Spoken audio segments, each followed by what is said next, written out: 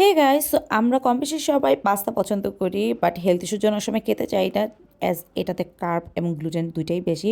তো আজকে একটু হেলদি ওয়েতেই রান্না করি। শীতকাল চলে আসছে, so varieties of vegetables are available in market. প্রথমে আমি তেলের মধ্যে চিংড়িগুলোকে একটু শ্যালো ফ্রাই করেছি। আমি এখানে আজকে ইউজ করেছি সানফ্লাওয়ার অয়েল।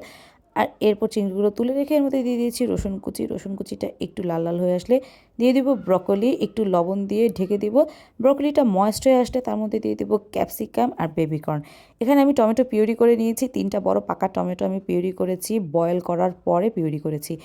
আর কারণ এটা একটু বেশি করে নিয়েছি, আমি কোনো বাইরের এক্সট্রা সস ইউজ করব না, যাতে এটা হেলদি ওয়েতে আমি রান্না করতে পারি। বাইরের সসে অবশ্যই প্রিজারভেটিভস অ্যান্ড সুগার থাকে। ব্যাস, এরপর চিংড়ি দিয়ে এটা ঢেকে দিয়েছি। কুক হয়ে গেছে আমার ভেজিটেবলসগুলো। এরপর এখানে দিয়ে দিব বয়েলড ম্যাকারোনি বা পাস্তা। ম্যাকারোনিটা পরিমাণে কম দিতে হবে, ভেজিটেবলস বেশি দিতে হবে, তাহলেই এটা হেলদি ওয়েতে খাওয়া যাবে। আর এর উপর দিয়ে দিয়েছি লবণ পরিমাণ মতো, সেই সাথে চিলি ফ্লেক্স, ব্ল্যাক পেপার আর অরিগানো, আর লাস্টে দিয়েছি পালং শাক।